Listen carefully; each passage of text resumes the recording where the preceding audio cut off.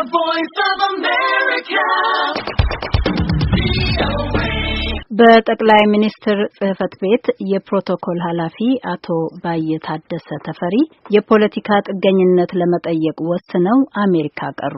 በቤተ መንግስቱ ከ20 ዓመታት በላይ ማገልገላቸውን የተናገሩት አቶ ባየ ታደሰ ተፈሪ ለስራ ጉዳይ በተላኩባት ዩናይትድ ስቴትስ ለመቅረት የወሰኑበትን ምክንያት ለአሜሪካ ድምጽ አካፍለዋል። ሶሎሞን ክፍሌ ነው ያነጋገራቸው። አቶ ባየ ታደሰ ተፈሪ በቅርቡ ወዲህ ወደ ዩናይትድ ስቴትስ የመጡት በ72ኛው የተባበሩት መንግስታት ድርጅት ጠቅላላ ጉባኤ ላይ ለመገኘት ጠቅላይ ሚኒስትር ኃይለ ማርያም ደሳለኝ ከመሩት የኢትዮጵያ ልኡካን ቡድን ጋር ነው።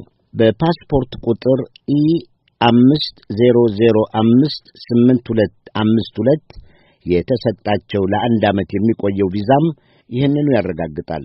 ከዚሁ ጋር አባሪ አድርገው በምስል ጭምር የተደገፉ ሰነዶችንም ልከውልኛል።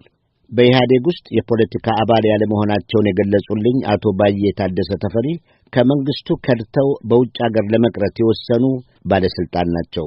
በመንግስቱ ውስጥም ሆነ በጸጥታ ኃይሎቹ መካከል የተፈጠረው ከፍተኛ መከፋፈል እኔንም አስጊ ደረጃ ላይ ያደረሰኝ በመሆኑ ለመቅረት ወስኛለሁ ብለዋል።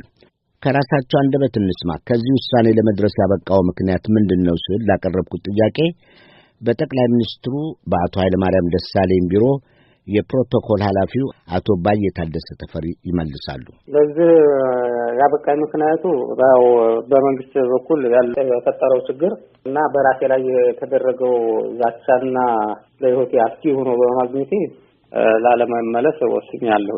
ምንድነው በመንግስቱ ላይ የደረሰው ችግር?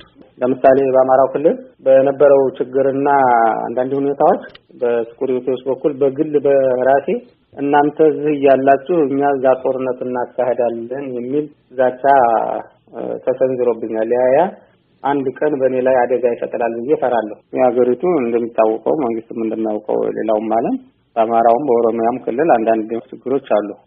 በመንግስትም ሆነ በስኩሪቲ መካከል የተፈጠረው ከፍተኛ መከፋፈል ለሀገሪቱም ሆነ ለኔ አስጊ ደረጃ ላይ የደረሰ በመሆኑ ለመቅረት ወስኛለሁ።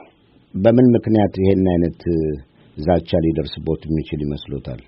የማይፈቀድበት አካባቢ ለመግባት የሚፈልጉ የሴኩሪቲ ክፍሎች አሉ።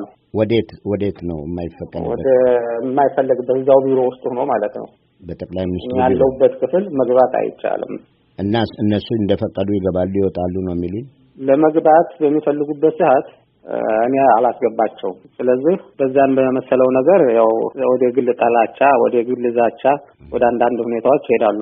ወደ ጠቅላይ ሚኒስትሩ ቢሮ ለመግባት የሚመጡ ሰዎች አሉ ነው ያሉኝ። እና ምንድነው የሚፈልጉት? እንግዲህ እዛ አካባቢ ላይ እነሱ መግባት የማይፈልግበት ለጠቅላይ ሚኒስትሩ የሚያስፈልጋቸው አንዳንድ ነገሮችን የምናመቻችበት ክፍል ነው እና ማንም ሰው ወደዛ ክፍል መግባት አይችልም። እነሱ ደግሞ ወደዛ መግባት ይፈልጋሉ። አትግቡ በምንልባቸው ሰዓት የራሳቸው የግል ጠላቻ ወይም ዛቻዎች ምናምኖች እንደዚህ አይነት ነገሮች ያደርጋሉ።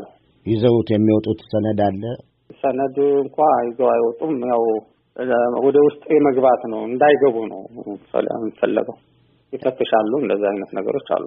ሹሞቹ ናቸው ወታደሮች ናቸው? ያው ሹማምንቶች ናቸው እኮ ያሉት ብዙዎቹ የተወሰነ እንጂ።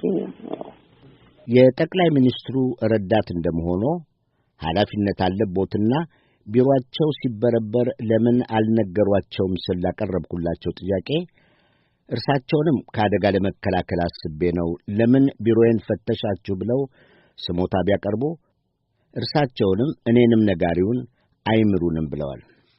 አንደኛው የጠቅላይ ሚኒስትር ኃይለ ማርያም ደሳለኝ ጽሕፈት ቤት ቁልፍ አሁን በእጃቸው እንደሚገኝ የገለጹልኝ አቶ ባየ በውጭ ሀገር ለመቅረት በግል በደረሱት ውሳኔ ምክንያት ስለ ጉዳዩ ምንም በማያውቁ ዘመዶቻቸው ላይ ችግር እንደማይፈጠር ተስፋቸውን ገልጸዋል። በቅርቡ ሰፋ ያለ ውይይት ከቪኦኤ ጋር ለማድረግም ቃል የገቡልኝ መሆኑን በመግለጽ ለዛሬው በዚሁ ላብቃ።